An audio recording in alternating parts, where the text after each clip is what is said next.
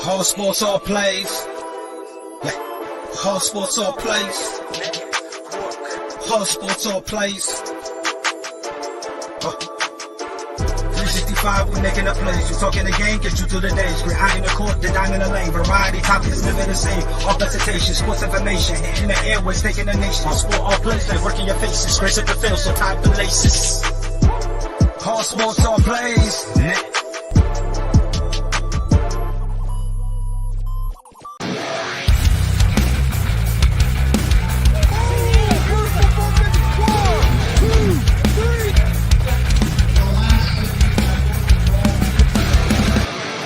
That'd be absolutely devastating.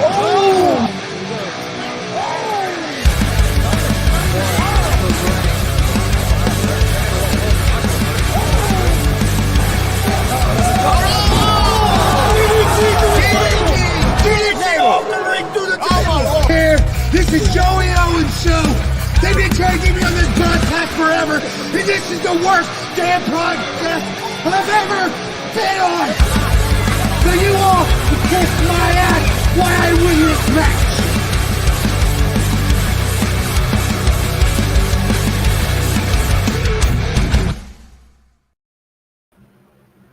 All right, what's happening, everybody? Welcome to G.W.R. Gonzo'S Wrestling Room.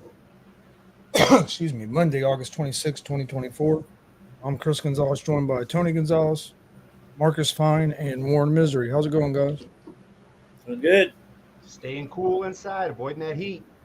Yep, it's pretty warm out. Just a quick reminder, next Monday, we won't be doing a show. We're going to do it on Tuesday because of the Labor Day weekend. So next week, Tuesday at 6:30. I'll let everybody know that real quick. We'll go ahead and get started with the Indie Wrestling Report with Marcus Fine. All right. Well, everybody knows about Sid Vicious, but that's not really the Indies. But yeah. So I'm seeing these. I seen it earlier, but people are putting it in here. So. Yep. Heart attack. I heard. Oh, Yeah. Man. Yeah.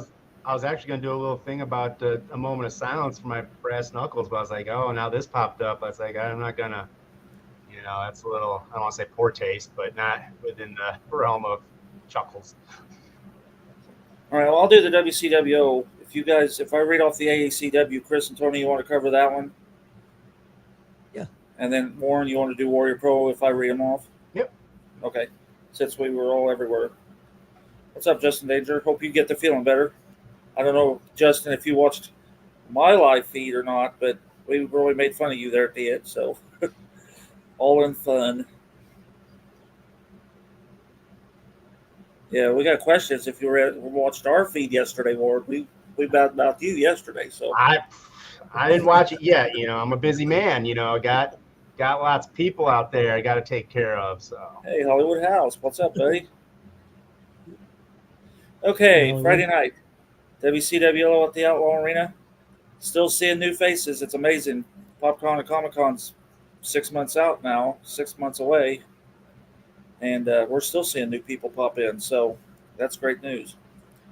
All right, first match. David Light defeated Zach Nova to retain the WCW Gunslinger title when IK3 and the returning Joey Dice come out and interfered.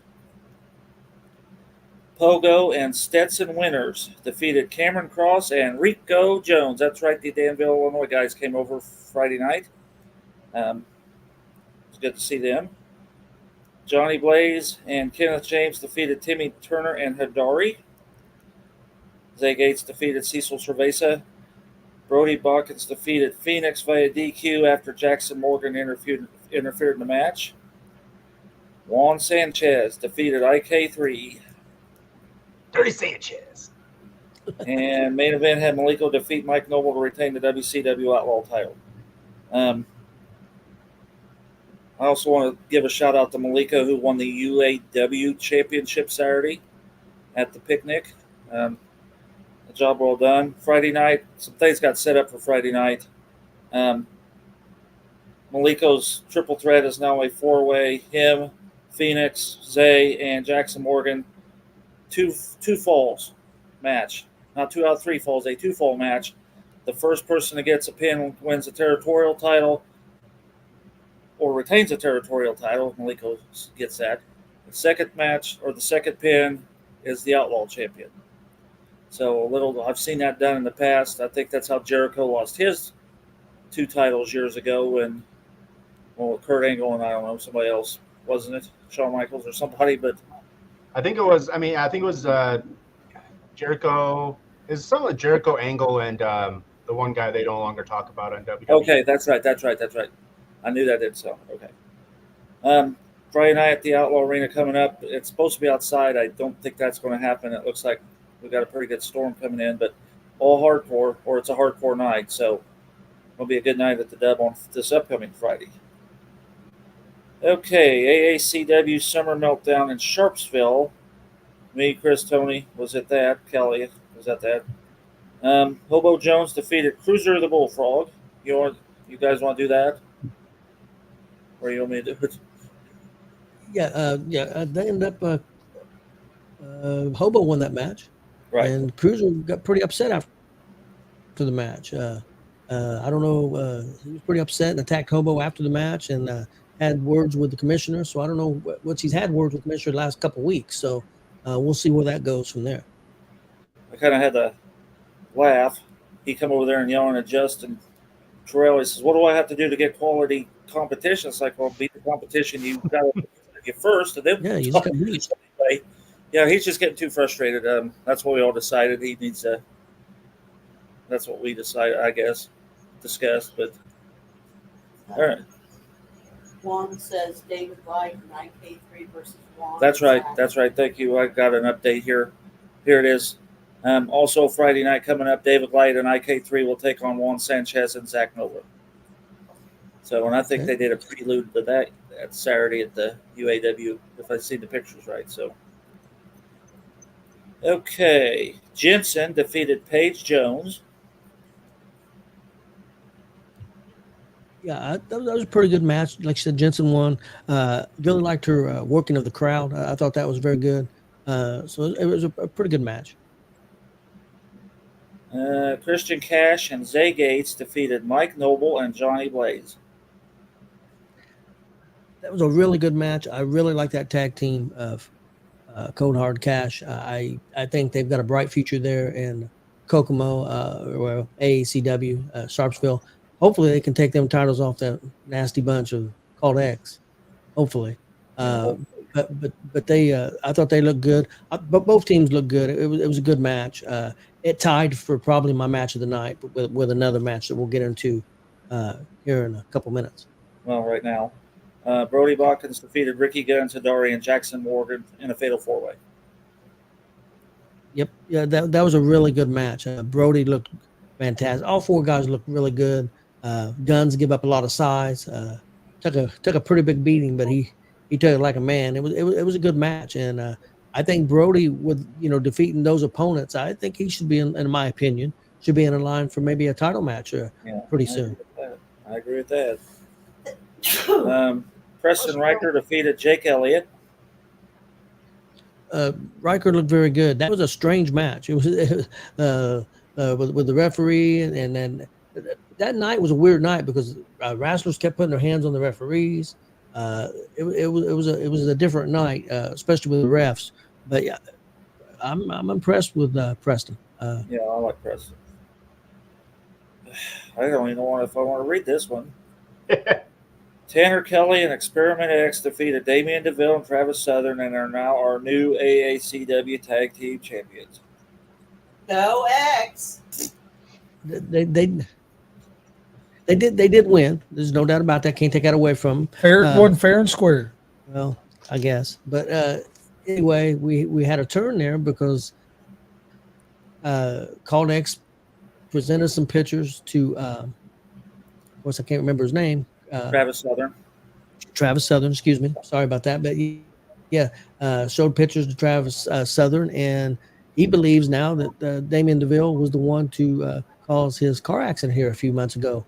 Of course, I don't think DeVille, he says he didn't do it, but I know I seen a video earlier today of a confrontation after the show outside between those parties.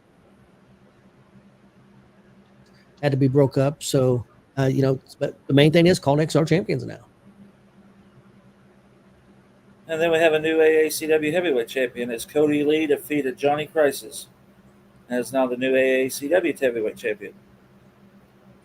That was a shock. I mean, don't get me wrong. Cody Lee's very talented wrestler, but that was a little bit of a shock. I thought Crisis would hang on to that title longer, but big victory for Cody Lee, and he's the new face of AACW. Pretty good show. Off to a little bit of a slow start, but once it got going, it was a pretty solid show. I really enjoyed it. Yeah, it was a good show. All right, then. All of us was in Danville yesterday. Shout out to Parker. Yes. See, that's why I got Kelly with me. Parker played in the Lucas Oil Stadium yesterday in 2 football games. Awesome. 1-1. He won 1, lost 1, but boy, was gleaming when he got back to where we were at. Yep. He had a fantastic day yesterday, and we want to congratulate Parker, the Danville football team, and everyone involved with that. So, yeah, outstanding. Okay, Hammer defeated Hoss Huxley. Warren, you're up. Well, I just want to say, too, that I did get the numbers in. We almost outdrew AEW Sunday in the place to be in Danville, Indiana for Warrior Pro Wrestling. And it's because the ratings draw Warren Misery and the rest of Gonzo's Wrestling Room was there. We almost outdrew AEW, but not quite. We almost. That's not too much of a braggo, Warren, because AEW don't draw. 40,000 plus in Wembley. Actually, AEW don't draw. it was over 50. Warrior Pro, 49,000. Okay, let me rephrase that. They could draw overseas, but they don't draw in the United States. Let me rephrase that. If they'd have been in the United States, we'd have beat them. Warren, it was really because I was there. Both of us, Kelly. It was both of us. Yeah, the I remember commentators had to Young be Bucks still champs. the front Anyways. row. That's why AEW don't draw. Hammer versus Haas. It was exactly what you would think it was. It was 2 big guys, just power on power. It was a really good back and forth. I mean, honestly, for a while there, Haas controlled Hammer for a bit there, and then and I think Hammer got a second wind and got the win. Yeah, I like that match. It was a good match. Yeah, I did too. You guys are just saying that because Hoss came over by the table and you guys are scared of Hoss. That's all reason you guys are saying that. Oh, Hoss is a buddy of mine. I really thought Hoss was going to win it. I mean, Hammer or Scorpion. Well, who the hell are we talking? Hammer's not used to wrestling guys bigger than him, and just as powerful as him. So yeah, I really thought Hoss had it. So that was a good match. Yeah. Jeremy Hagley defeated Scorpion In front of 87,000 people at the Hadley Dome. He made And sure. I forget how many million watched it on. Millions watched it on TV too. he was He was talking about beating Cena at WrestleMania, but that it was what you exactly thought it was. It was Hadley doing his thing and being over the top entertaining like he always is. Guy never fails at all. I don't know what he takes to get that energy. I mean, it's he rivals Energizer Bunny when he's out there. And yeah, that was an entertaining match, and it was a unique style. So, his frame against Scorpion, Scorpion being the bigger guy, but a lot of that's gonna come back around here later on when we talk about it. The match was great, but the winning celebration was fantastic. It was awesome. It was a good You match. heard him yelling after he goes I through the curtain. You heard him in the back. Yeah. He was running around in the back. I enjoyed the match, but I could watch Hadley. You could do a show and have 6 matches. You could have Hadley in all 6 matches, and I'd be entertained. I wouldn't get tired of him because he always has something to say, and it's always different. I mean, you can just keep going and going. He did try to jaw jack to me and Kelly, but I was having a conversation with Kelly, and I just didn't have time for him. So. Yeah, he just tried to butt right in, didn't he? He did. Yeah, you don't like the kids in there. No, I could see why, because some of those kids are being smartasses, and I can see why he wasn't happy with him. So, anyhow, Jared Kripke defeated Cecil Cerveza to retain the WPW Warrior Pride title. This one was my match of the night. Mine too. These are two guys that are veterans that can tell a story without talking. You know, it was the back and forth was great. They both. I mean, I really, well, like I said, it was the match of the night. I mean, how much more it's those guys put in that work, and it just seems like Cecil's so close so many times. Mm-hmm. You know, every time I've been to Warrior Pro, he seems like he's so close. And but Hey, how's it going, Gary? Yeah, Gary, what's up, buddy? Kripke does his thing, and you know, he knows how to win too, and that's what it comes down to. You got, you know, find that spot, and a lot of hard hitting moves, and Kripke hit his finisher off the top rope and got the 1, 2, 3. Hey Gary, real quick, post. I know you got a show coming up. I don't remember the date offhand. I know I've seen it. Won't you post on there so we can plug that for you? I know you got a show coming up here in the next week or two, I believe. I know soon. Plug that for you. Brody Bawkins defeated Miguel Murphy.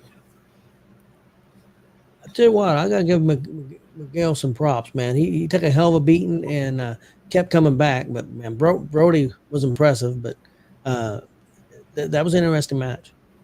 It's the, what was it, back in the day, the Timex watch takes a licking and keeps on ticking. I mean, Brody just kept bringing it to him, and he just kept getting up and getting up and getting up until there wasn't much left. But Brody's doing his thing. I mean, it's a big man killing people, really. It's crazy. There you guys go. There's Gary's.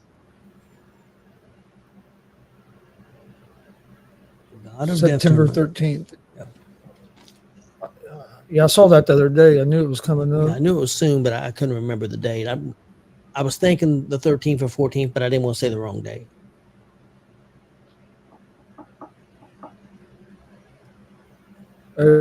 What's up, Cold X? Thought I smelled something funny. Yeah, there's a lot of shows on the 21st next month. 21st and 22nd. Well, the 21st is the Saturday or the Sunday, right? 22nd's a Sunday. Yeah, 21st Saturday, 22nd Sunday. Hang on, man. See, I always got to verify this stuff. That's why I got Kelly, but I'm going to verify myself. That is correct. Oh, yes. Okay. Cody 9. AVW. Yeah, because AVW is going to run a Saturday show next month. Okay. Anyhow, Agents of Chaos defeated TY Ice and the Techno Cowboy to retain the WPW Tag Team titles. I mean, I didn't have high hopes to be truthful, but yeah, both sides definitely put on a show. Agents of Chaos, they really know how to work the crowd. I'll tell you what. Oh man, they did. They can, yeah. And I was the Techno Cowboy and TY Ice pairing was actually a pretty good pairing. You know, I don't know if they've ever tagged before, but you couldn't tell that they were tagging for the first time if that was the case. But it was a good match. Main event. JB defeated the Buck Sexton via DQ to retain the WPW Heavyweight title. Yeah, somewhere in the vast reaches of the universe is the remaining pieces of my brass knuckles that Buck straight up Nolan Ryan'd into some other time frame that it hit 88 miles an hour or whatever and zipped out like Back to the Future. But that was, you know, once again, you know, JB, this was his first defense. This was first defense going up against, you know, the owner, the big dog, you know, one of the top guys there. And like I said, there's some things that came around there. Looked like Beeve had that pinfall victory. Hadley ran out, grabbed the ref, yanked him out the ring, put him into another world with throwing him out. He threw him into the post. I remember exactly. Then that brought Scorpion out to chase Hadley away, and they ran, I'm sure, forever. And then Beeve hunted down Buck, and they ran some more. So outside, out one door in another, out another door and somewhere else, and they covered the fairgrounds pretty well yesterday. So yeah, I'm sure they're all still gasping for air after that. So yeah, there's an ACW's not ACW, excuse me. World Pro Wrestling's next show is I remember correctly, the 22nd of September, the Sunday, and it'll be interesting to see what Buck and them come up with. I know hopefully IK3 will be able to make this show, and I know originally he was supposed to be wrestling for that belt, and some things happened, and that didn't happen. But it should be a good show. They never disappoint. Always well put together shows there. So I enjoyed that show also. So I got to see two real good shows this weekend. Yep.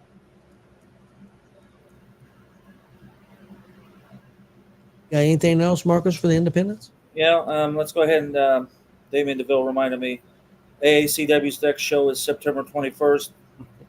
We know where I will be. Sorry, Will, but we already talked. It's called The Purge, Election Night. Interesting scenario here. I've seen fans pick the wrestlers, fans pick the matches, but this is going to be fans pick the wrestlers and pick the matches. So, stipulations and who's wrestling who. And so if it's The Purge, if it's like the movie The Purge, could we do away with Call to X and not get in trouble? Hey now. If anybody seen the movies The Purge? Oh, all you gotta do is put a shiny object outside, and they'll be attracted to that, and they'll be looking at that. Well, at least Tanner Kelly will be. I don't know about the rest. Go get a couple belts from Walmart and put them out there, and they'll be spending time out there, and you can just shut the doors and lock them, and they can't get in. Well, that's definitely Tanner. That's Anything okay, shiny. I'll let him back in. You listen to this crap. Tanner will probably crawl through the vents like Bruce Willis and Die Hard, dude. Is so. Yeah, he's the smallest one that he could do that. You guys are talking all this shit. You guys would be the one getting purged by Call to X. Even I weigh more than Tanner. I don't know. By close. He's a lot taller than me. He's a lot skinnier, but he's a lot taller. Experiment X will bust through the wall, and that's true. Danger will like come in like a crow and just materialize into an individual, and SWS and Guns. I mean, they'll probably disguise themselves as fans and just appear. You know, they're sneaky like that, man. You're just jealous, Warren. Experiment might crash through the wall. I just hope he don't end up like the shock master and trip.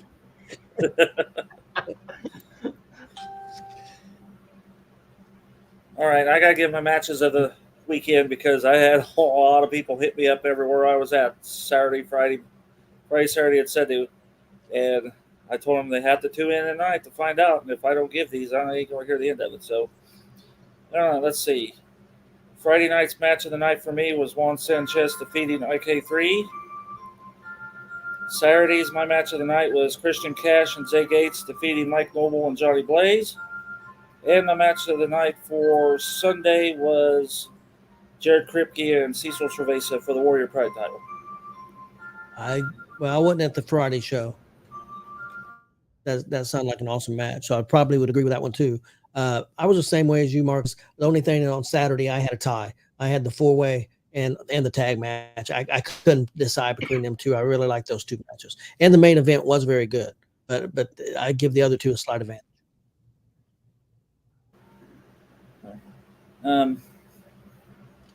Yeah, I agree. If Cody Lee hadn't used a low blow to win, he probably would have had the match of the night. But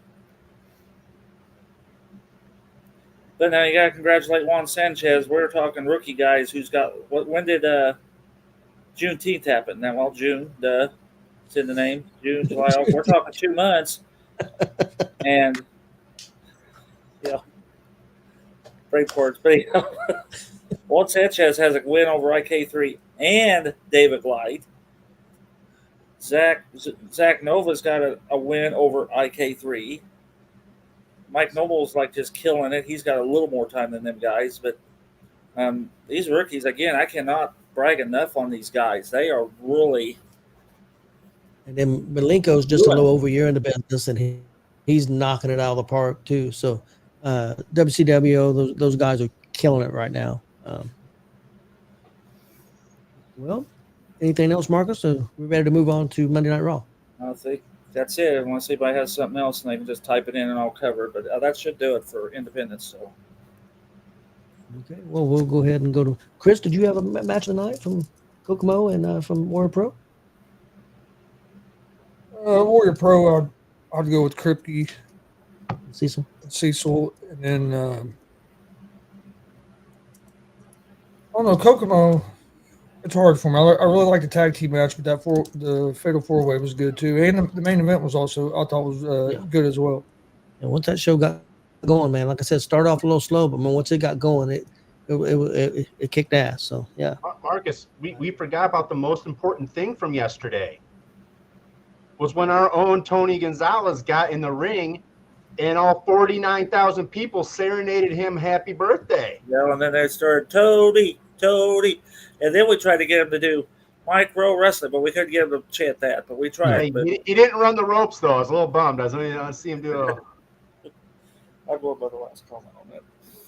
So, well, Michael Noble, you very well could be Rookie of the Year. Well, not in Kelly's book. Kelly thinks he sucks. Not in my book. See? Noble I knew. Well, Noble knows he sucks. Okay, guys, we'll get started with Monday Night Raw. Started off with Randy Orton and Gunther, and Ludwig Kaiser ended up getting involved. What do you guys think of that segment? I thought it was good to give Gunther a little bit of shine since Orton got over on him a little bit the week before. What do you guys think? Warren, what do you think of that segment?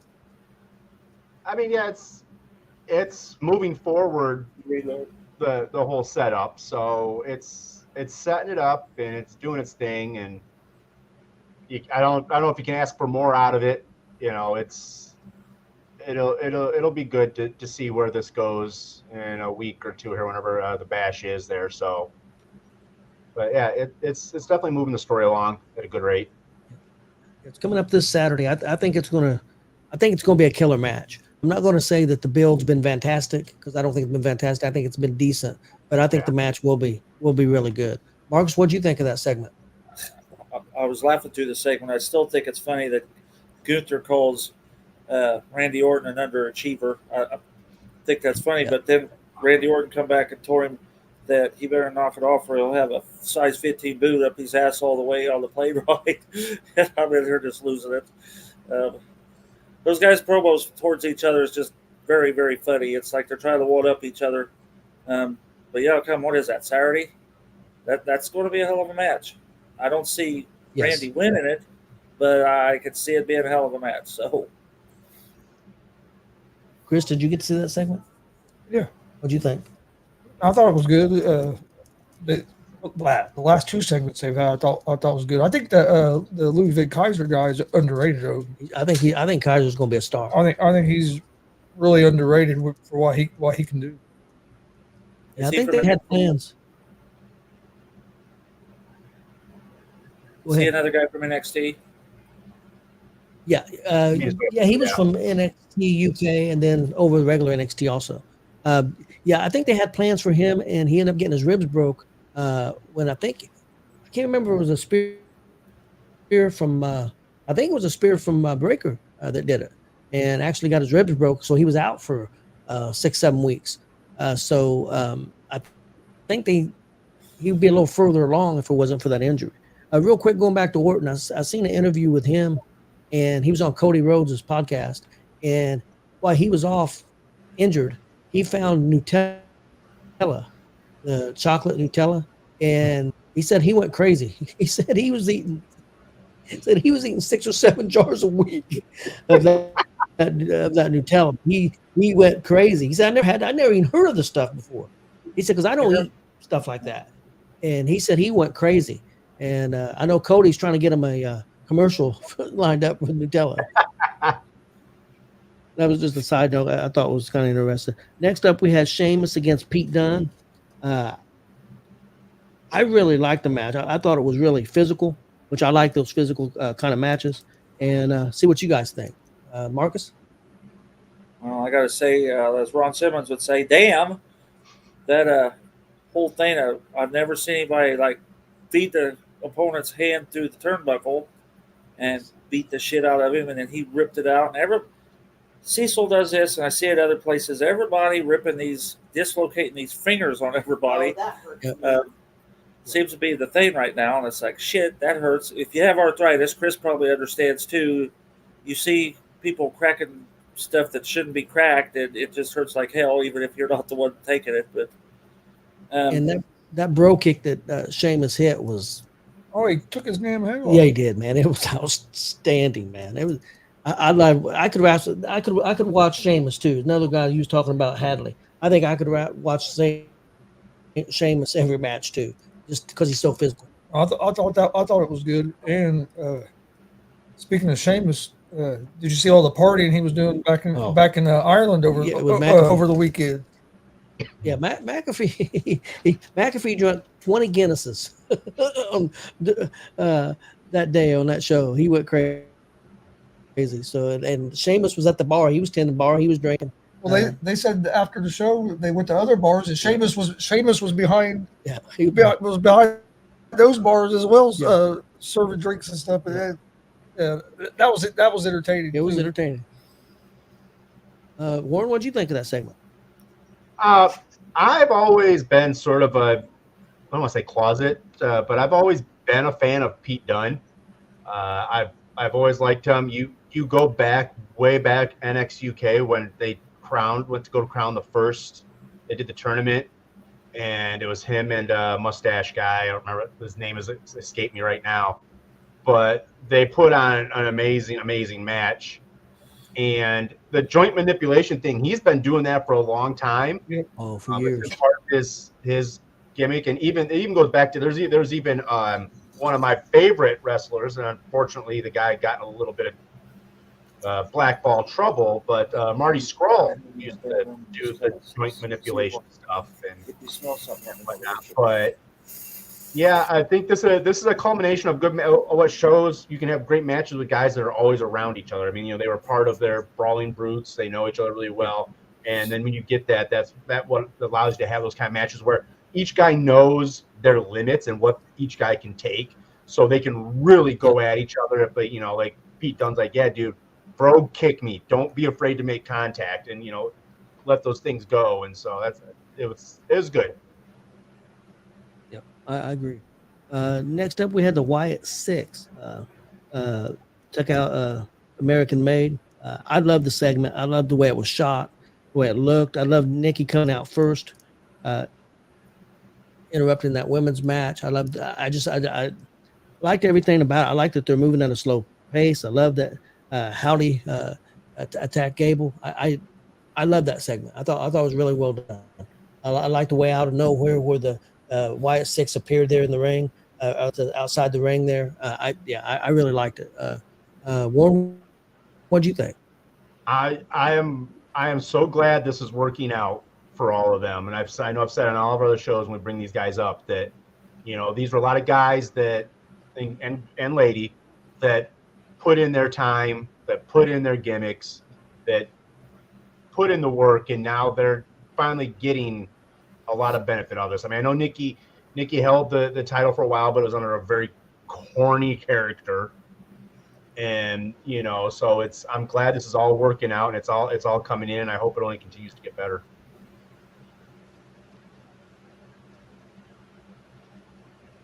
Chris, what'd you think?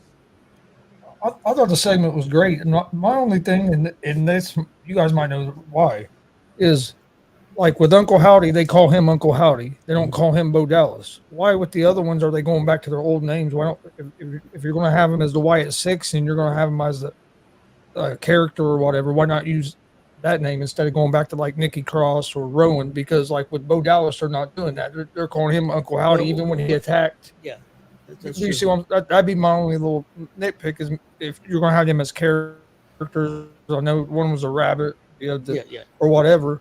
I would think you'd use those names instead of going back to their old gimmick names. Yeah. It may be a mental error. It may be a mental error on the announcers' behalfs that they're, and maybe that's just something that's not getting caught. Yeah, it might be confusing.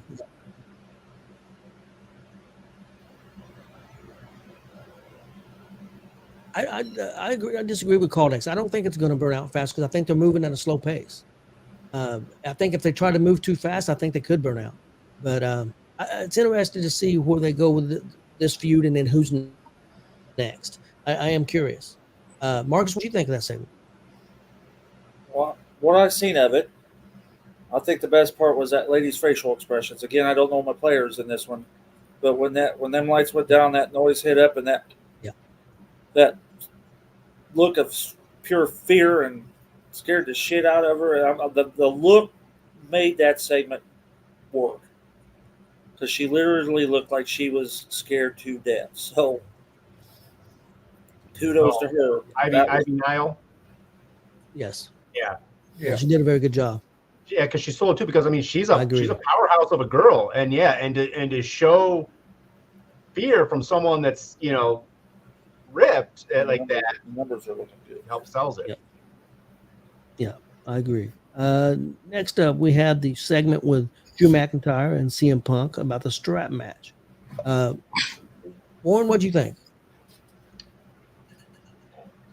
I'm ready for the payoff. I mean, I know they're building it up, but I'm so excited. Just if they're going hell in the cell, if it's gonna happen in Bad Blood, I'm like, let's just fast forward to that, man. I want to see that. So, but I'm glad I'm glad they're taking steps, not just going straight to help. I agree with you. What's your opinion? Because I've seen some people this strap match. I know during the segment, I don't think it showed during that part, but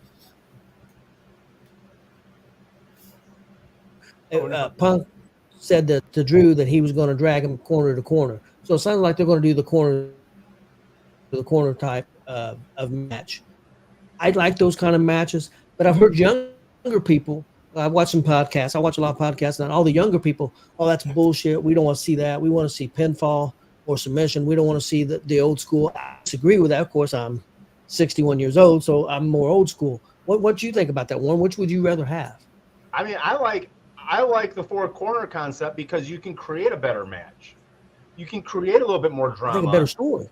Yeah, it can be more going on. Then I mean, maybe it just delves into, and I hate to be the guy shaking his fist at the cloud and telling the kids to get off my lawn, but maybe it's just because nowadays they want instant. They don't want build. They want, let's see them do some stuff and get a pin. And I mean, what I think would be interesting is if they could find a way to get JBL involved as like the special outside the ring enforcer, since he had classic ones. Was it with Eddie? Him and Eddie had a classic four corners one.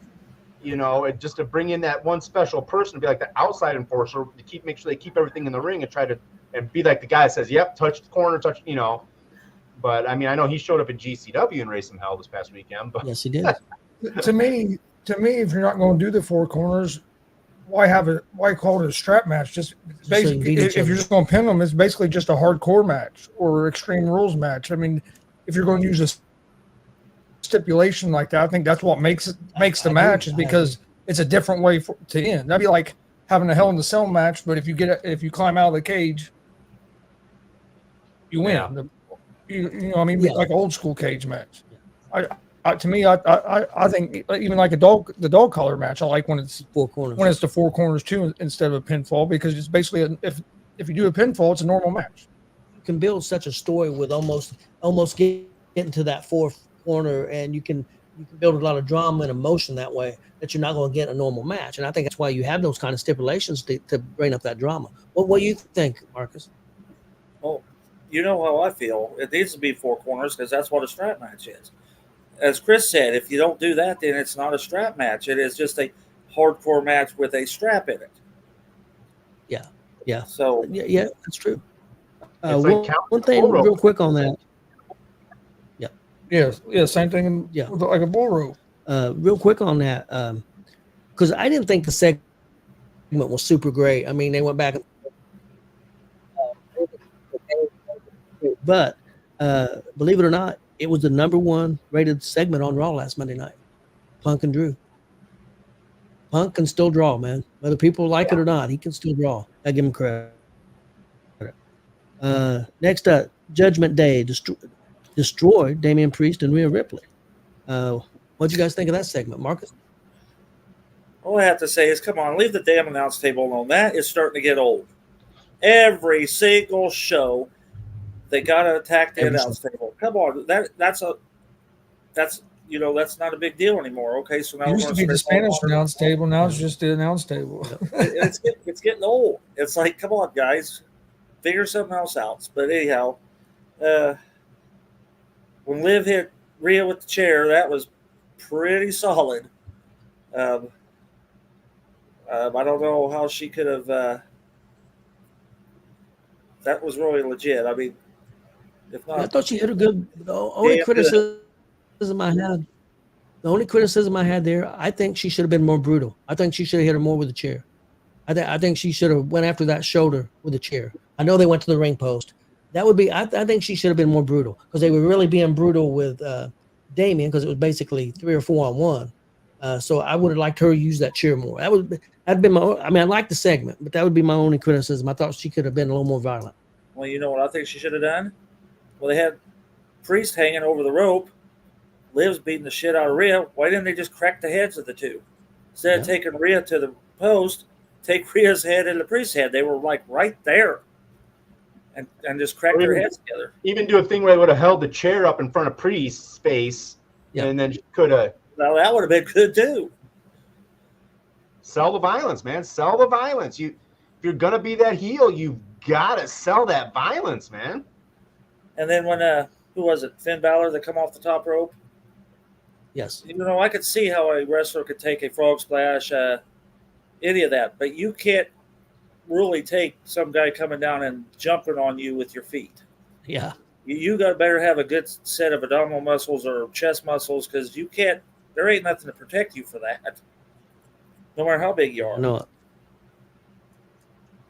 What'd you think of the segment? The 5 of them were standing over the 2 at the very end. Really brought it together because. They sort of slumped her onto him, and Yep.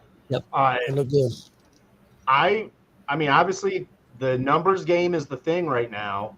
So as I was watching that, I mean, going through my head, who could come in and help Priest and Rhea? Who'd be out there that could be that person that's going to come in and try to balance it out more? Because that's what eventually you're going to see is the numbers game is going to constantly be in their favor.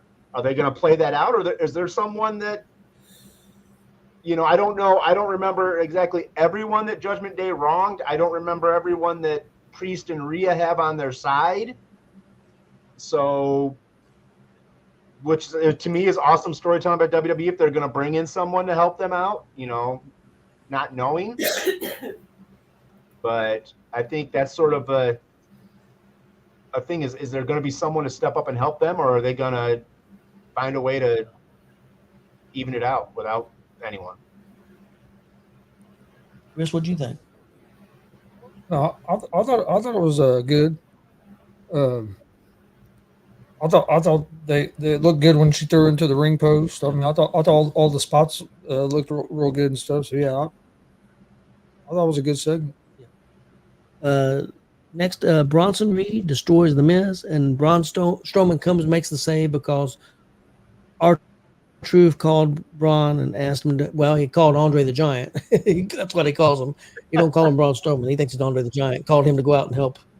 So he's even funny when he's not there. But anyway, I thought it was pretty well done. I liked it. I'm really looking forward to tonight. Braun Strowman takes on Bronson Reed on Monday Night Raw. So I'm looking forward to that. Chris, what'd you think? I like I said the last 2 weeks. I really like what they're doing with Bronson Reed. I think Reed's got to win this match tonight. Or if he don't win, it can be a disqualification. Then he's got to squash him. They can protect Braun from not getting the loss, but he's got to go off the onto him 2 or 3 times at least. What'd you think, Warren?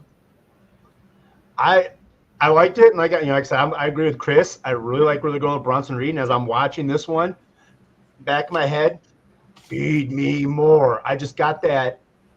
As much as I hate Ryback, I don't care about that guy, but I can sort of see them doing this with Brunson. He's like, give me someone, and then they finally bring, and you saw it in his face. He's like, yeah, I finally got someone.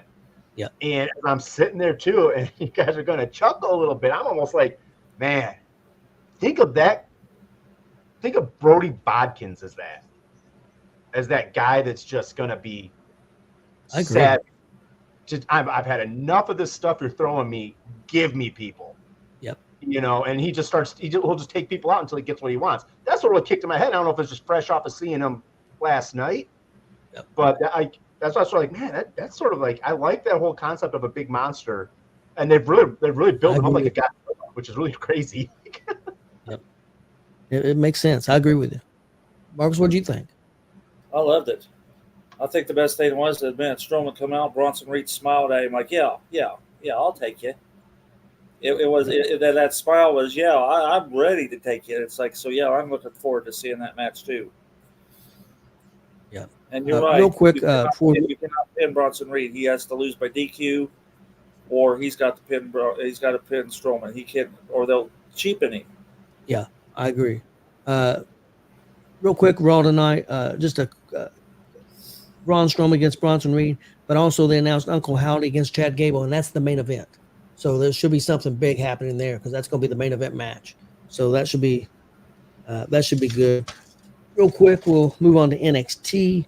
Only segment I'm going to cover there is the main event match with Wesley, Joe Henry, and Pete Dunne. I thought it was a pretty solid match, a number 1 contender match. Joe Henry got the win, and he will wrestle this Sunday, September 1st at No Mercy against All Ego Ethan Page for the championship. Warren, what did you think of that match?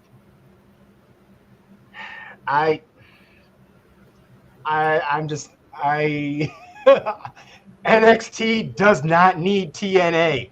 Why are they bringing them in? They don't need these guys. There's no reason. His win was flawed at best. He's a mid-carder in TNA at best, and you're going to bring him in and put him in a title match?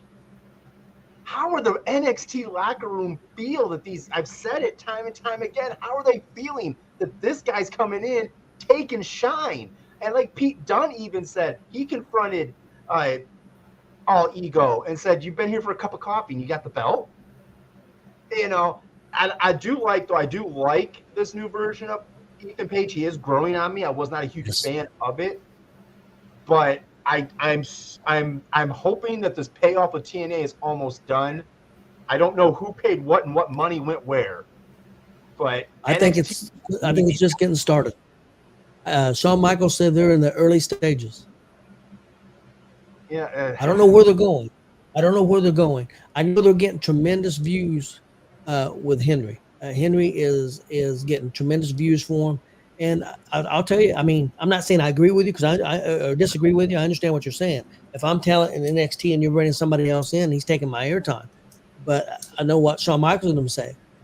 They'll tell him, do something that's going to get views, do something that's going to get noticed. But what's going to happen when that fades? Because remember a few months ago, the flavor of the month in NXT was whoop that trick. Yep. Now you barely see Trick. And it's across the board with all of wrestling. It really is the toast of the moment. Yep. And eventually it is. And knowing from what I know, and I know Glenn's not here, but I know Glenn's been to a few of those shows down there. My friend's son's been to shows down there, and I know how they do it. Free tickets. They get a lot of the same people. And I've said to you before, TNA used to do that. And they'd get a lot of the same people in every night for every show. And eventually that crowd got stale because they saw a lot of the same stuff. I would like to see how Joe Henry does when they go on the road, when they're in Chicago, when they're in St. Louis. Yeah. So, Marcus, what's your take? All right. Well, me and Warren talked about this last week at Illinois. It reminds me of the Royal Rumble. Here you've had these guys bust their ass all year long, and then here comes Royal Rumble. Oh, let's bring Batista back in. Let's bring Edge back in. And those guys work their asses off and then turn around and have to give those title shots to the guys that's already had their time. But I love Joe Henry and his entrance. I love it. Yep. But it's starting to get old. He definitely knows where the hard cam is, because three or four times through that match, when he was done with his match, he turned around and smiled at. Now, if we could just teach referees, you need to teach some of these people on the independence where the damn hard cam is. Yeah. I think Joe Henry could come and teach a class with some of our independents in Indiana to show them where the hard cam is. And the referees. Yeah. It's like the last 2 days, it's like I'm tired of seeing ref ask. It's like, dude, you do know we're filming this. Why are you between us and the action? It's like, you need to move around. But anyhow, that got off the head. But anyhow, I liked how Henry kind of springboarded that guy's head into the guy's nuts, just kind of walked up there. I like that. And how he grabbed a hold of both guys. Now, we've seen Michael Elgin do that, but Michael Elgin's a beast compared to Joe Henry, but yet Joe Henry still picked up both guys. Yeah, he's very strong. He doesn't look like he'd be that strong, but he's stronger than hell. Yeah, I like Joe Henry, but he's starting to get, like Warren said, he's starting to get a little stale. They're playing to him too hard. You knew when going into that match who was going to win that match, because they are playing too hard to Joe Henry. And I can see how the other two guys can get mad because, hey, we've been here. Now you're bringing this guy in, and you just gave him the title shot. Okay, Warren, I'm sure you see what Austin's got to say up there. Yeah. You're right. No, Austin's right. I do. To me, there's a difference in a Forbidden Door, a one-time pay-per-view, let's set up dream matches type thing, to where it's a mid-card guy in TNA coming in and get a title shot in NXT. I would try to think. It would be like if, let's say, college football sat there and said, all right, we've got Alabama, but we're going to go ahead and we're going to have them go for the title against, let's see, this a mid-card school from the Midwest. Like, let's have them go, or even like Buffalo, like they're bringing, and it's like you're making the rest of the NXT roster look weak by having a mid-card TNA guy that's not even in the title go up against someone. But no, Austin, I understand what you're saying, and I mean, I will, when I do get called out, I will say, yeah, you've got a legitimate point in that. I'm not going to lie. You got me on that one. I'll give you the credit. But I do feel like two different. I got another point. I got another point, and it's not an excuse. Actually, it's fact that they moved up 3 or 4 guys from NXT, and they made that decision. And the men on NXT, they were kind of, nobody else was built. So I think that's why, because when Shawn Michaels found out All Ego Ethan Page was available, he'd been following him for years, and he's seen something in him. So he called Triple H. He said, I want him. Let's get him. And you seen they put him, because they really didn't have anybody else built. And I think Joe Henry's another reason why, because the women, they're built. They got all kinds of women over there in NXT. It's been built very well. But when they took Carmelo Hayes and Bron Breakker and all these guys at the same time, the other people wasn't quite ready to step up yet, other than maybe Femi, and I think they don't want to bring him too fast. So I think that's part of the reason. I think that's one of the reasons why they're doing it. And I was thinking about this today as I was watching this stuff too. You talk about Obafemi. I would, if they're gonna do these things with TNA, let's see an Obafemi versus Moose match. I agree, but the problem you get in there politically, unfortunately, neither people's going to want to take that loss. You can do it easier with mid card. That's one of the reasons why you say mid card. You can do it easier with mid card than you can bigger names. But I think also you have to make sure you go both ways. I think that's what AEW and New Japan has been able to do. Is New Japan's like, hey, I'll bring guys over. here's some of the people we want to look good. And then in turn, AEW is like, okay, well, we're going to bring guys over to you guys, and here's the people we want to look good. And I think so. Chris, what do you think about Joey? No, I thought it was another good segment and everything. It just the match was good. I watched the match. I thought the match was good. But yeah, it is, I mean, I see both sides of it, but I do see what Warren's saying. I'm sure there are some people at NXT that probably aren't real happy, but I mean, also too, coming off with with them signing Vakur and the way they went about doing that, Henry's coming up. His contract's coming up. They could be finding a way to weasel their way into when his contract's up, signing him away from TNA and making him a full-time WWE guy.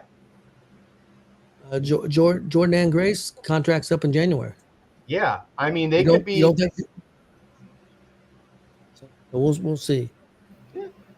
Oh, and speaking of Jordan and Grace, I meant to say this and I forgot. Coming up September 4th, Rachel Armstrong is going to wrestle Jordan Grace at Black Label Pro. That's a Wednesday night.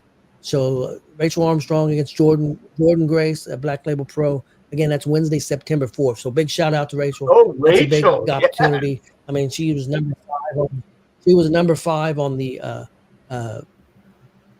Sports Wrestling Illustrated top 200 women or whatever. She was number 5.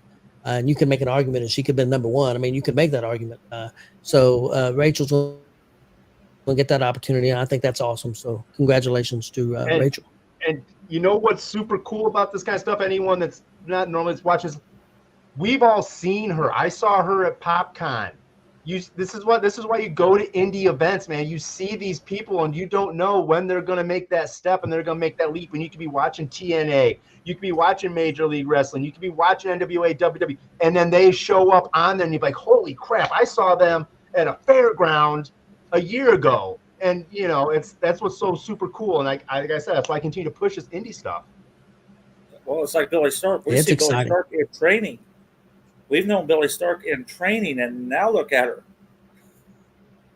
Well, me and Chris and Marcus, I'm sure too. We've seen Rachel her first month or two of wrestling. One of her first matches, early matches, and so it's pretty cool. I think we'll be seeing a lot more of these people moving up. Hopefully, I really hope so. Well, moving on. Can I ask one question? I noticed one other thing. This is my smart ass coming out in me. Why is it that NXT has more security and referees than the WWE? When they went to break up the end of that main event, there was like 4,000 refs and security people, but you get Bronson Reed jumping off the quarter post and you get 5 people if you're lucky. I can give you an answer. A lot of those people that are security are trainees. Oh. A lot of them are trainees, and a lot of them, because they bring in people to be refs too. They hire people to be trainees as refs. Most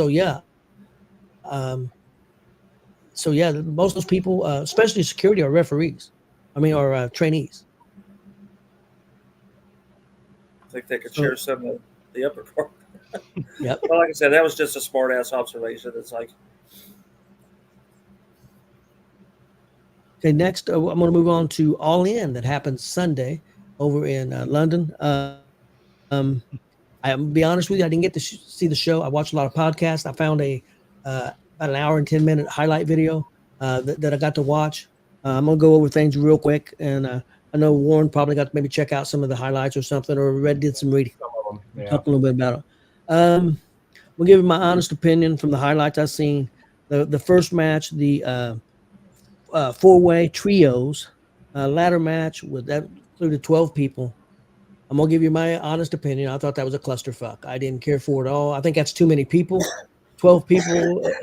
The ladders were too short most of the time. They brought in the ring to try to climb up. I think they had one ladder that was actually tall enough to use. I didn't care for that match. That's just my opinion.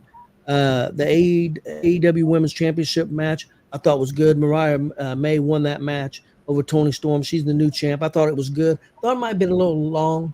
Started getting just a touch sloppy sloppy towards the end. I did think it was a real good match. I enjoyed it. Hook beat Jericho. It was fine, except I thought it was way overdone. I mean, and why I say that is, for the most part of that match, it was 3-on-1. So you got Hook taking on Big Bill, who's 7 foot tall, taking on Jericho, and the other guy, Bad Apple. I can't remember his name.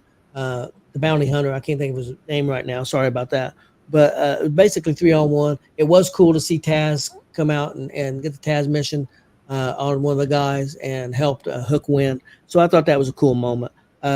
Young Bucks versus FTR and the Claim. The Young Bucks won that match. Thought it was okay. I mean, it wasn't bad. It wasn't super great, but I thought it was solid. It set the tone with Grizzled Young Vets coming out. They basically. Yeah. Next up, the 12-man Casino Gauntlet match had quite a few surprises. Ricochet come out, had Hangman, Okada. Thought it was pretty good. One thing I did notice, and I don't have no problem with Christian Cage won that match. I think it's interesting, but I didn't think the crowd loved that Christian Cage won that match. I think when you have people like Okada and Hangman and Ricochet and people like that in it, I think they was wanting one of them to win it, not Christian Cage. So I thought the crowd took a little bit of a poo-poo on that, but I have no problem with Christian. Ospreay and MJF for the International Championship. Ospreay won it. I liked the match. Thought it was very good. Thought it was one of the top 2 matches. I know I did watch Bischoff. Bischoff, he's a huge MJF mark. He thought that was the best match of the show. Next up, Jack Perry beat Darby Allin in the coffin match. Wasn't nothing bad, wasn't great. I thought it was fine. Sting came out. I thought it was cool. So I think that was the best moment of the match, Sting coming out, in my opinion. Then we had Mercedes Moné beat Britt Baker for the AEW Women's TBS Championship, excuse me. No chemistry at all between the two. I usually don't, because I hate to shit on the performers, but there was no chemistry at all in that match. And I've heard a lot of people say that. The main event, Bryan Danielson beat Swerve Strickland by submission. Swerve tapped out. Thought it was a great moment. I still worry about Swerve a little bit, but I'm not going to say it was the wrong call because the crowd went nuts. Bryan Danielson's kids was there. His wife was there. Cool moment. I thought the crowd loved the show. I thought the crowd was pretty enthused. I did have a production problem, and I don't know if you noticed, Warren, on any of the highlights you've seen, because I think WWE would do this. I seen on screen, I mean, right in front there with the main camera angle, you see a lot of people, but then as you would pan up a little bit, you see a lot of empty seats. Why didn't they move those people in on your camera shot? I mean, fill those seats in where they don't look. I mean, I'm not saying there weren't 50,000 people, but they were so spread out. Move that in your camera shot. Make it look more. Make it look better for your product. That's what you're getting hammered for on the internet, and So, Warren, what'd you think of? I mean, I know you didn't get to see the show. Yeah, I didn't get to see the show, but I did go over a lot of stuff. I mean, you did gloss over the pre-show when my girl, third one right there, Jamie Hayter, came back. I have been waiting for this for a long, long time because she is one of my favorite female wrestlers. I'm so ready to see her get back in action. Entrances were sweet. The Bucks come out in Sgt. Pepper gear. I thought that was really cool. Me being a huge gamer that I am, I'm a gigantic Assassin's Creed fan, and I thought that little mix, if you guys anyone out there hasn't seen this, find that Will Ospreay entrance to the Assassin's Creed. Yeah, they shilled for the game a little bit, but dude is also a massive Assassin's Creed fan, and so like this was like his dream come true to be able to do this kind of entrance. But a lot of it was, some of the stuff was expected. Some of it was unexpected. Like you said, the trios match was a clusterfuck. I think maybe they should stipulate some trios rules that it can't be a ladder match. There's be some particular set of standards to make those matches better, especially if we're going to try to get a bunch of people in. It served its purpose going down the road, knowing that, Christian was in the gauntlet. And I'm sorry, I don't see that title match moving the needle one iota. I don't see anyone being like, I can't wait to watch this Danielson Christian Cage match for the title. I just don't know if that's because they're holding off until Washington, Yeah. But and like we talked about yesterday, Ospreay versus MJF is now 1-1. So they're probably gonna have a rubber match for this title. Maybe a special stipulation. Who knows? Garcia came back and popped MJF during the match. So that was cool. And maybe there'll be something involved with that. I don't know if MJF's going to get a tag partner. There's interesting things. Where was Moxley? Where's Adam Cole? Where's some of these other? Where was Thunder Rosa? There were some that were missing. Yep. But it definitely did not hit the levels of last year's show. The one thing I am kicking myself mightily for right now, and I'm like, you've got to be kidding me. Champaign, Illinois is 41 minutes from me that way. That's where they're going to be Wednesday night. I didn't get tickets. I could have been there for the Dragon and his coronation as the champ. I could have been there for Ricochet coming out. No. But fun matches. Austin, you say that she's already had some of the better women matches in AEW. Was that her second match, Austin? I mean, I could hit 2 or 3 3-pointers. Doesn't mean I'm the best 3-point shooter around. So, but I'll continue to say Mercedes Moné is a cooler. The crowd just goes dead with her. But it's not been real warm so far. I can't disagree with that. But yeah, I still think she's capable. I think she can go in the ring. I don't know if AEW's got people that can keep up with her, because I've never thought Britt Baker was that good in the ring. I like Britt Baker. We've got Hayter, we've got Thunder Rosa, we've got Serena Deeb. We've got Hikaru Shida again. Shida can hold her own if they can get communication issues down. I mean, there's a few in there. It's just finding them. Yep, I agree. Okay, real quick, I'm gonna skip over Bash Berlin for just a second. I want to ask you guys' opinion real quick, just on one match, NXT No Mercy. That's Sunday night, the championship match. I'm gonna spoil a little thing because I already know it's happening. All Ego Ethan Page versus Joe Henry with special guest referee Trick Williams will be the special guest referee of that match, even though it's not been announced yet. But I know it's happening. What do you guys think, Marcus? Does Ethan Page hang on to the belt, or does Joe Henry become the new NXT championship? Page needs to hold on to the belt. Chris, what do you think? That's my opinion. I think Page is going to keep it. What do you think? Is there any chance? There's probably something else afoot that we don't know about. Someone's going to do something to Trick. Page is going to have someone else come in and do the count. There's a rumor that Josh Alexander is coming to NXT at some point. That's the rumor, because he has ties with Ethan Page. They were tag team champions for quite a while there in TNA. So was Ethan Page going to debut Karate Man in NXT? Because Karate Man was so much fun in TNA. Yeah, it was. Okay, let's go to the Bash of Berlin preview. First of all, LA Knight said he's going to give out an open challenge in Berlin. I don't know if he meant for SmackDown on Friday night, because they're going to be in Berlin Friday night, or if it's going to be on the actual pay-per-view. But who do you think in the WWE it's on SmackDown, if you guys can think of anybody, who might answer that open challenge? Who do you think would be a good one? I'm not pulling up on the roster. I would like to see Andrade, but he's tied in that feud with Carmelo right now. So I don't know. What you guys think about that a little bit? Surprisingly, someone from the Bloodline. Maybe they'll have Hikaru show up. Yeah. What about Fatu, Jacob? He's a Can I protector. give a smart ass answer? Because I really don't have an answer, but I'll give you a smart ass answer. Okay, who's your smart ass answer? Dory Funk. Why not? Well, yeah, he's done exploded in bat matches. 83 years old. Okay, Sorry, I really don't have an answer for that. Yeah, we'll move on to the tag team match, championship match, women's. Cargill and Belair going for the belts against the Unholy Union, the champs. What do you guys think there? Who are you going with? You going with the tag team champs, or are you going with Cargill and Belair? Chris, what do you think? To be honest with you, I really don't know because I haven't been paying too much attention to that storyline. But I'm going to say that I'm going to say new champs. New champs? Okay.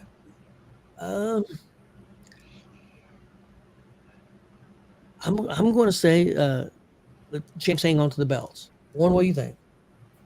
I mean, it's a tough call because they've gotten by the last, like they've had Raw, there was a tag champ match, and then SmackDown there was a tag champ match, and they've gotten by the skin of their teeth both times. I wouldn't be surprised if they switch it and they put them back on Cargill and Belair just because we're leading up into stuff. But either way, I mean, I'd rather see it on the Unholy Union. But Marcus, what do you think? I think the champs will retain. So we're split. Who do you think, Kelly? She don't care. Next up, the strap match: Drew McIntyre and CM Punk. I'm going with CM Punk to win this match. I am too, because the bracelet's on the line. I think. Well, Drew won the last one. I think CM wins this one, make them 1-1, and then we'll head to Hell in a Cell. What I think. That's my opinion. Punk came up with this stipulation. Punk came up with this concept. Punk will win. Drew will be wanting a rematch, and he's going to needle Punk till it's Hell in a Cell. Chris, I think Punk's one. Okay. Next up, Cody Rhodes versus Kevin Owens. Owens going for the undisputed heavyweight championship from Cody Rhodes. Any chance Owens wins, guys? We talked yesterday, and I found this. I read this today. Sometime in the next 6 months, Kevin Owens' contract is coming up. Yep. And we talked about how WWE has this tendency to take some of these guys that they know will go to AEW. Owens is a good friend with the Bucks. Yep. And wouldn't hesitate to jump ship. But I also know he's a very dedicated guy. I know he does appreciate WWE for others, but also he is such a massive Owen Hart fan. Yep. The connections that AEW has with Owen Hart's family. But I don't think they're gonna give him the belt just to keep him. But the fact that he is in the title match is cool. I watched a podcast today that predicted that Cody Rhodes would turn heel at this pay-per-view on Kevin Owens. He's talking about wanting to be bad. He's talking about wanting to be bad. I don't think that'll happen yet. He's selling too much merch, but yeah. I think Cody wins hangs on to the belt. Marcus, what do you think? Yeah, Cody's going to win. I can't see Kevin taking it. Chris, what do you think? Same thing? Okay. Next up, we have Dom Mysterio and Liv Morgan versus Rhea Ripley and Damian Priest. Austin said on here he believes that that's going to be the match of the night. I don't know which way they'll go here. I think they're gonna keep Liv and Dom going because I mean if Priest and Liv or if Rhea and Priest win this, where's there more of a feud to it? There's nothing. They did their thing. They eliminated. So then where are you going to go? I think Liv and Dom need to win this by hook or by crook and continue until they can figure out where they're going to go with Priest and Rhea in the future and how they're going to pay off because that cannot be the payoff, them winning this tag match. What do you think, Marcus? I agree with Warren. I don't see it being an ending, but what I would like to see is they fight for so long and then it's like a no contest type situation that it just gets so out of hand that they either DQ both sides or the referee just says hell with it because they got to keep it going. It's too new of a storyline for it to end. Maybe build in some kind of match for Bad Blood, some kind of special match or something. Yeah, I agree. I'm going to go with Dom and Liv also. Okay, guys, what I assume the main event will be Randy Orton and Gunther for Gunther's heavyweight championship. I'd like to see him put on Orton. I just can't see him doing it right now. I would love to see Orton get. I think it would be a 16th one. I would love to see him get it, but I can't see him taking off Gunther. The only thing that would make country, no way. It would make them 1-1, both 1-1, and they could build to another match. I guess maybe. I guess it's possible, but I would be surprised. So I'm going with Gunther. Marcus, what do you think? I think Randy Orton will win, but I don't think he'll win the title. I think it'll be a DQ type of situation. But then wouldn't that sort of? I mean, Gunther's always built himself as like, the ring general, like almost a pure wrestling type of guy where he doesn't believe in backhanded stuff. But what about that guy that interfered the other day? Kaiser. I see him getting involved, and it ends up causing a DQ. So maybe that's just what I'm seeing. Maybe end there, and Gunther could be mad at him for it and being like, "You've tarnished this me as a champion. This is not how I want to continue to hold the belt," type thing. Yeah, it could be. But then again, they could be very clean. I mean, Randy may be like, "Hey, just make it clean, man. Give him that massive rub of beating me." Because that's a huge rub. To beat Randy, fair and square, clean the ring. But make it more than a 10. It's got to be at least 20, I would think. You've got to go some distance in that match. Randy's going to take the pinfall. Yeah. So, yeah, I agree. And we've seen it's got to be out of nowhere. It's got to be like so it's not like yeah, both of them guys can go. They could go 20, 25, 30 minutes easy. Think about it, you got Dragunov sitting around somewhere in a corner we haven't heard from lately, and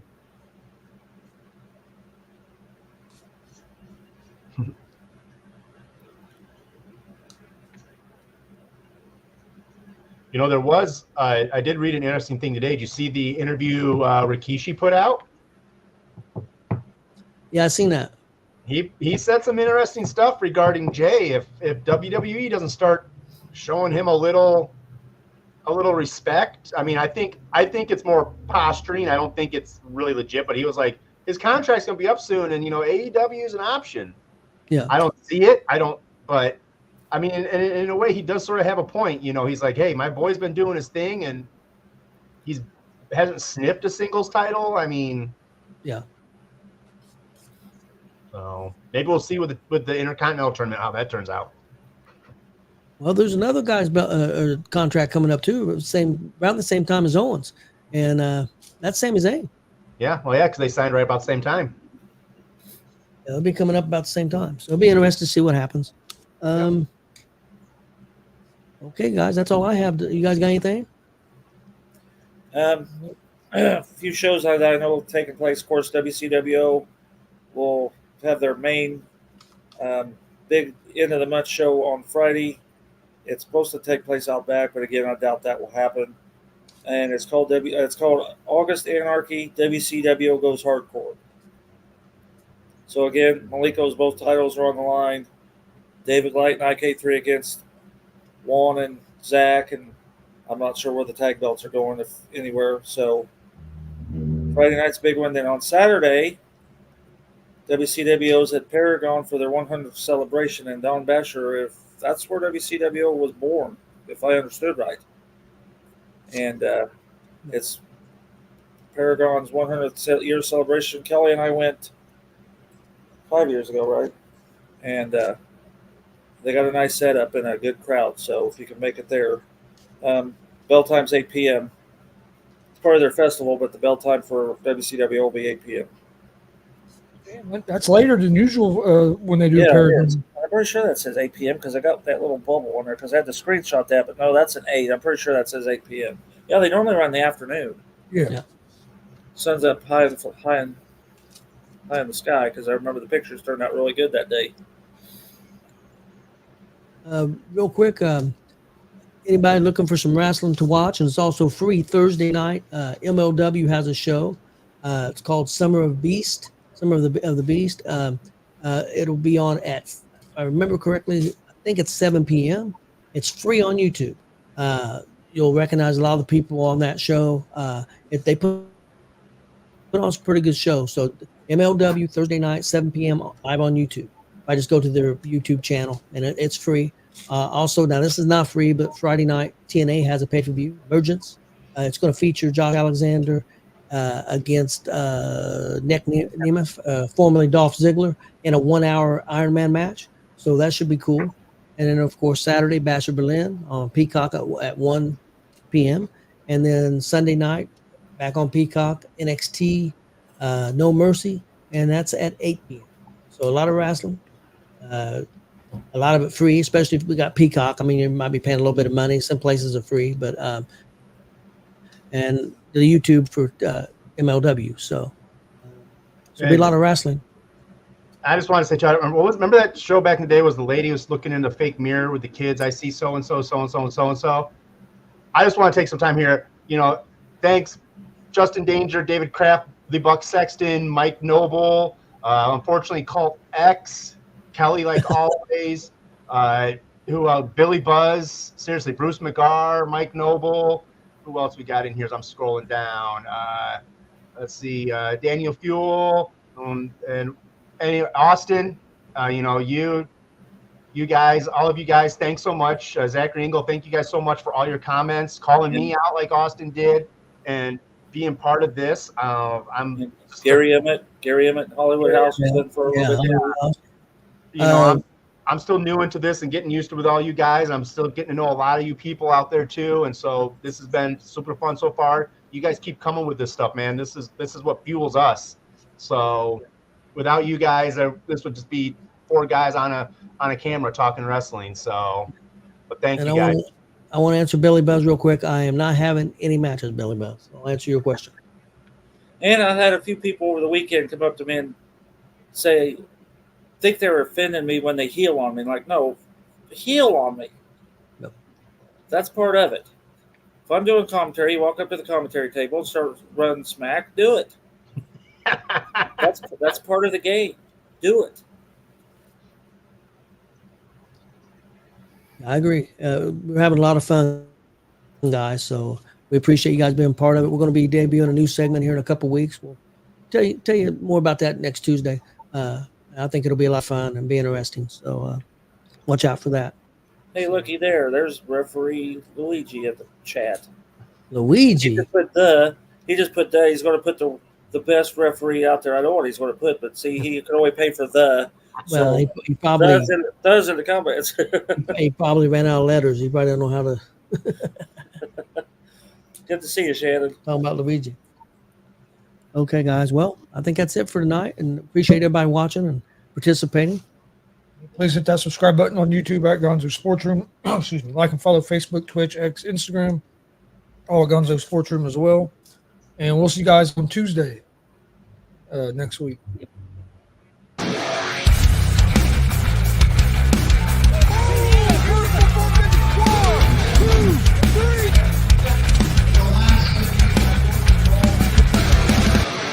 That'd be absolutely devastating.